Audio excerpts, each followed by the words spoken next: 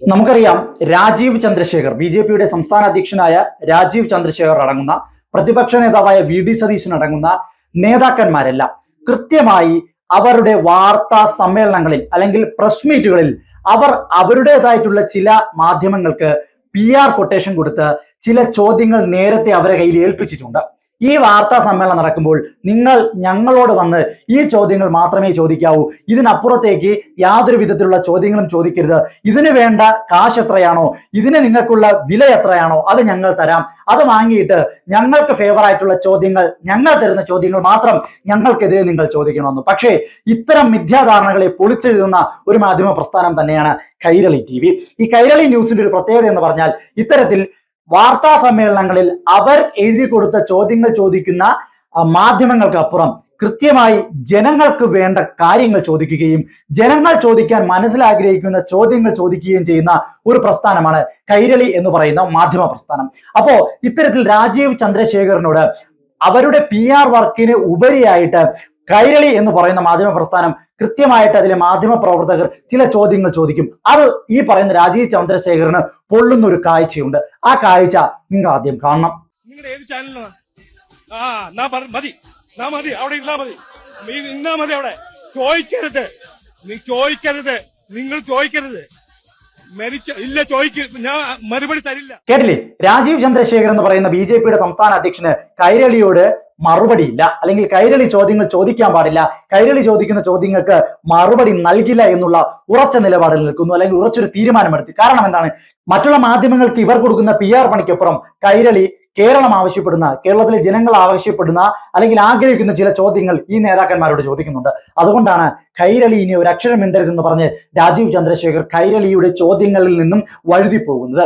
അതിനുശേഷം കൃത്യമായൊരു മറുപടി കൈരളി ന്യൂസ് ചാനലിലൂടെ പുറത്തുവിടുന്നുണ്ട്.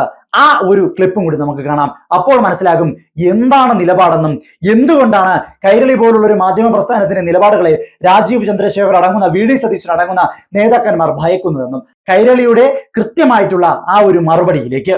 കളസവും ഇട്ട് പഞ്ചപുച്ഛമടക്കി നിൽക്കുന്ന താങ്കളുടെ ശമ്പളം പറ്റുന്ന ചാനൽ പ്രവർത്തകരെ താങ്കൾ കണ്ടിട്ടുള്ളൂ. ഇത് കൈരളിയാണ്, വിത്ത് വേറെയാ. തലതൊട്ടപ്പൻ അമിത്ഷാ വിചാരിച്ചിട്ട് നടന്നില്ല, പിന്നല്ലേ താങ്കൾ? വലിയ മുതലാളിമാർ പേടിച്ചിട്ടില്ല, പിന്നെയല്ലേ രാജീവ് ചന്ദ്രശേഖർ എന്നത് മാത്രമാണ് പറയാനുള്ളത്. മാത്രമല്ല എന്തോ കാണിച്ചു തരാമെന്നും രാജീവ് ചന്ദ്രശേഖർ പറയുന്നുണ്ട്. അതിനായുള്ള കാത്തിരിപ്പിൽ കൂടിയാണ് കൈരളി എവിടെയും പോകില്ല, ഇവിടെ തന്നെ തുടരും, അത്തരം എല്ലാ ഭീഷണികളെയും നേരിടാൻ. ഇതാണ് സംഭവം.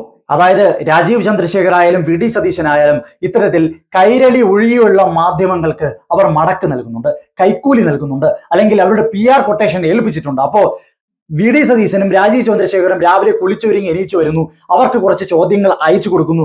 ഒരു 7 ചോദ്യമുണ്ട്, ഈ ചോദ്യം മാത്രമേ നിങ്ങൾ വാർത്താ സമ്മേളനത്തിൽ ഞങ്ങളോട് ചോദിക്കാവൂ, ഇതിനുള്ള ഉത്തരം കൃത്യമായി ഞങ്ങൾ പറഞ്ഞു വെക്കും, ഞങ്ങൾ പറഞ്ഞു വെക്കുന്ന ഉത്തരത്തിൽ അത് നിങ്ങൾ ഹൈലൈറ്റ് ചെയ്ത് കൊടുക്കണം എന്നുള്ളൊരു ആവശ്യം മുന്നോട്ട് വയ്ക്കുന്നു. അതിനുവേണ്ടിയുള്ള പൈസയും വാരി വിതറുന്നു. പക്ഷേ ഇത്തരം കാര്യങ്ങളിൽ കൈരളി എന്ന് പറയുന്ന നിലപാടുകളിൽ ഉറച്ചു നിൽക്കുന്ന മാധ്യമ പ്രസ്ഥാനം വീഴാറില്ല.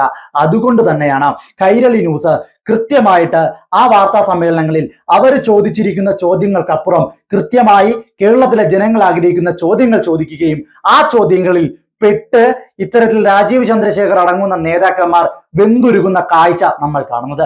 ഏറ്റവും അവസാനം ഉത്തരമില്ലാതെ വരുമ്പോൾ രാജീവ് ചന്ദ്രശേഖർ ആയാലും ശരി, വി.ഡി. സതീശനായാലും ശരി, കൈരളിയോട് എതിർത്ത് സംസാരിക്കുകയും കയർത്ത് സംസാരിക്കുകയും ഇനി കൈരളി ചോദ്യം ചോദിച്ചാൽ ഞങ്ങൾ മറുപടി പറയില്ല, കൈരളിയോട് ഞങ്ങൾക്ക് യാതൊരുവിധ ഉത്തരവും പറയാനുള്ള എന്നുള്ള പ്രസ്താവനകൾ വച്ചു പറഞ്ഞിട്ട് പോകുന്നത്. അതായത് മെഴുകുകയാണ് കൈരളിയുടെ ചോദ്യങ്ങൾ, അത് ഇവരെ ട്രാപ്പിലാക്കുകയാണ്.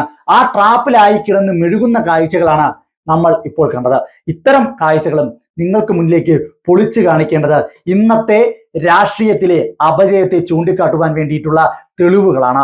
അതുകൊണ്ട് തന്നെയാണ് കൃത്യമായ ചോദ്യങ്ങൾ ചോദിക്കുന്ന മാധ്യമ പ്രസ്ഥാനമായ കൈരളിയെ ഇവർ ഇകഴ്ത്തുന്നതും തഴയുന്നതും.